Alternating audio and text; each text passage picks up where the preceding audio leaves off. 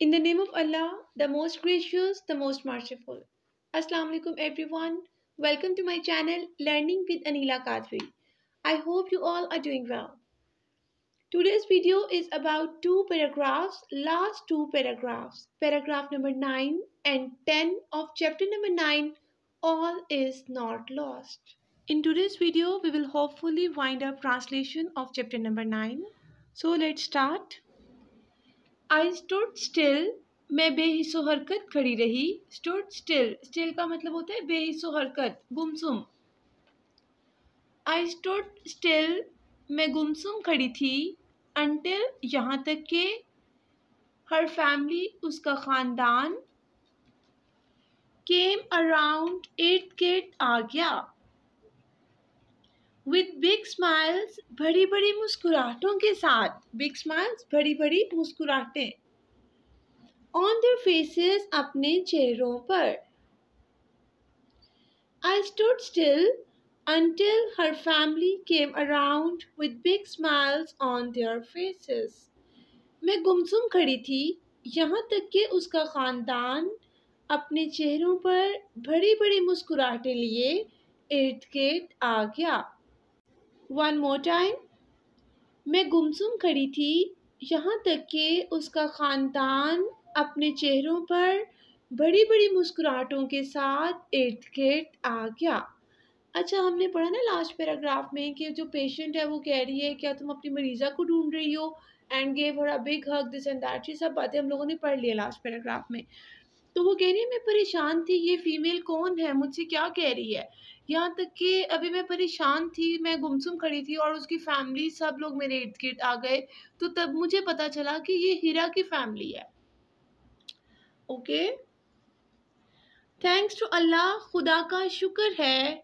She was my patient, वो मेरी मरीज़ा थी. Thanks to Allah, she was my patient, खुदा का शुक्र है वो मेरी मरीज़ा थी. स्टैंडिंग खड़ी थी एंड वॉकिंग और चल रही थी ऑन हर ऑन फीट अपने खुद के पाँव पर. Standing and walking on her on feet अपने खुद के पाँव पर खड़ी और चल रही थी. Thanks to Allah, she was my patient, standing and walking on her on feet. खुदा का शुक्र है वो मेरी मरीज़ा थी, अपने खुद के पाँव पर खड़ी और चल रही थी. I could not recognize her. मैं उसे ना पहचान सकी. Recognize पहचानना. I could not recognize her. मैं उसे ना पहचान सकी. Without the machinery, मशीनरी के बगैर. And tubes और tubes.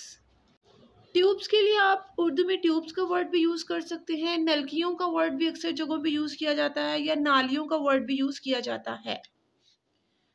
I could not recognize her. मैं उसे ना पहचान सकी. Without the machinery and tubes, machinery और ट्यूब्स के बगैर. Around her body, उसके जिस्म के इर्द गिर्द. I could not recognize her without the machinery and tubes around her body. मैं उसके जिस्म के इर्द गिर्द मशीनरी और ट्यूब्स के बगैर उसे ना पहचान सकी.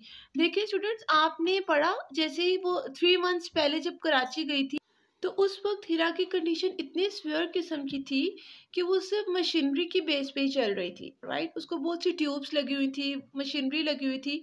तो वो नर्स कह रही है कि अब जब मैं वापस आई तो उस पर ना ही ट्यूब्स लगी हुई थी ना ही कोई मशीनरी थी, बल्कि वो लड़की खुद के पाँव पर खड़ी थी और चल रही थी. मैं उसको पहचान नहीं सकी. विदाउट मास्क और इंजरीज के बगैर मैंने उसको नहीं पहचाना था कि ये वही लड़की है जिसका मैं इलाज कर रही थी. ओके. मैं उसके जिस्म के इर्द गिर्द मशीनरी और ट्यूब्स के बगैर उसे ना पहचान सकी. शी वॉक्ड, वो चलती थी. ऑन क्रचेस, बैसाखियों पर. अच्छा, क्रचेस क्या होते हैं? बैसाखियाँ. बैसाखियाँ क्या होते हैं? सपोर्टिंग स्टिक्स, जो माजूर लोग और बहुत बूढ़े लोग सहारा लेके चलने के लिए इस्तेमाल करते हैं. Right, they are called crutches, बैसाखियाँ. She walked on crutches वो बैसाखियों पर चलती थी, विच शी वुड लीव, जिन्हें उसने छोड़ देना था, इन अ फ्यू मंथ्स, चंद माह में। वो बैसाखियों पर चलती थी जिसने उसने चंद माह में छोड़ देना था। मतलब डेफिनेटली वो बीमार थी, उसका एक्सीडेंट हुआ था, तो इस काबिल हो गई थी कि वो खुद चल रही थी, but with the help of दो सपोर्टिंग स्टिक्स। क्रचेस को आप सपोर्टिंग स्टिक्स भी बोलते हैं। She walked on crutches which she would leave in a few months. वो बैसाखियों पर चलती थी जिसे उसने चंद माह में छोड़ देना था। आई वॉज ग्लैड, मैं खुश थी, that my efforts bore fruit, कि मेरी कोशिशें रंग लाईं। efforts कोशिशें, bore fruit रंग लाईं। I was glad that my efforts bore fruit, मैं खुश थी कि मेरी कोशिशें रंग लाईं। but लेकिन most of all, सबसे ज़्यादा, but most of all, लेकिन सबसे ज़्यादा, I was happy, मैं खुश थी, that Allah Almighty, कि अल्लाह ताला ने had helped me, मेरी मदद की थी, win a lost battle, एक हारी हुई जंग जीतने में। win जीतना, a lost battle हारी हुई जंग। डेफिनेटली हारी हुई जंग का वर्ड उसने इसलिए यूज़ किया है बिकॉज सारे डॉक्टर्स ने और तमाम नर्सिस ने यही रिकमेंड किया था कि ये पेशेंट जो है वो मज़ीद सर्वाइव नहीं कर पाएगी, हमें इसको आईसीयू से जनरल वार्ड में शिफ्ट कर देना चाहिए, right. But most of all I was happy that Allah Almighty had helped me win a lost battle, लेकिन सबसे ज़्यादा मैं खुश थी कि अल्लाह ताला ने एक हारी हुई जंग जीतने में मेरी मदद की। Okay, students, this is all about paragraph number 9. Coming toward the last paragraph of chapter, paragraph number 10. She and her family, वो और उसका खानदान. This is the last paragraph of chapter number 9. She and her family, वो और उसका खानदान, had entered, दाखिल हो चुका था, into a considerable काबिल तसव्वुर, considerable काबिल तसव्वुर, बॉन्ड रिश्ता, ताल्लुक, बंधन, और फ्रेंडशिप दोस्ती का, विद मी मेरे साथ। She and her family had entered into a considerable bond of friendship with me, वो और उसका खानदान मेरे साथ दोस्ती के एक काबिल तसव्वुर बंधन में बन चुके थे। वन मोर टाइम, वो और उसका ख़ानदान मेरे साथ दोस्ती के एक काबिल तसव्वुर बंधन में बन चुके थे। डेफिनेटली वो उसकी फैमिली की भी और नर्स के साथ ही रहा, उसकी काफ़ी फ्रेंडशिप हो गई ना, इतना अरसा जो गुजर गया था। आई वॉज हम्बल्ड, मैं आजिज थी, humble आजिज,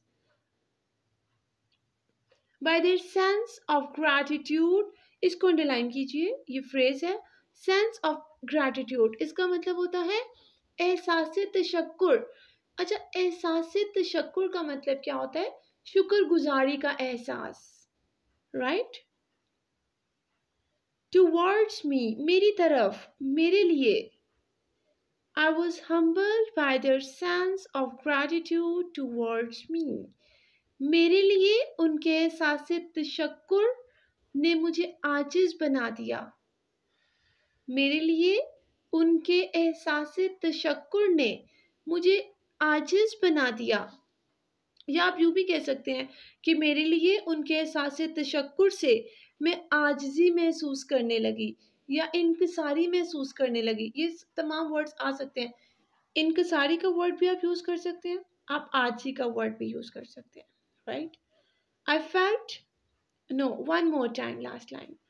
I was humbled by the sense of gratitude towards me.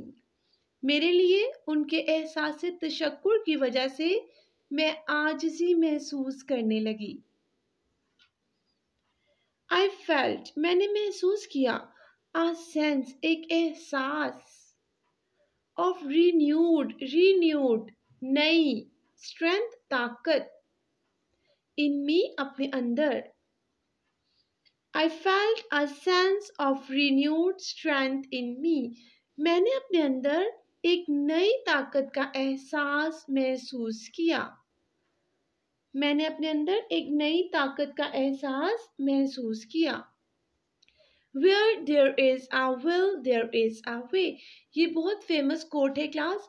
Where there is a will, there is a way. जिसका मतलब है जहाँ चाह वहाँ राह. मतलब इसका ये है कि जहाँ जिस चीज़ की इंसान में चाहत होती है जिसको करने की, इंसान उसको करने के लिए रास्ता तलाश कर लेता है. ये मतलब है जहाँ चाह वहाँ राह. जिस चीज़ को पाने की ख्वाहिश आप रखते हैं और आप वाकई उस चीज़ के लिए एफर्ट करते हैं तो you will get it. Okay? I felt a sense of renewed strength in me. Where there is a will, there is a way. मैंने अपने अंदर एक नई ताकत का एहसास महसूस किया. जहाँ चाह वहाँ राह. I was proud to be a nurse. मुझे एक नर्स होने पर फख्र था. I was proud to be a nurse. मुझे एक नर्स होने पर फख्र था. So students, this is all about chapter number 9. We are today finally done with this chapter. I know it's a bit speedy video, but I hope you will understand it.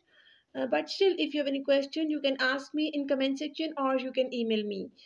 For next video, do not forget to subscribe my channel Learning with Anila Kadri and press the bell icon. Thank you.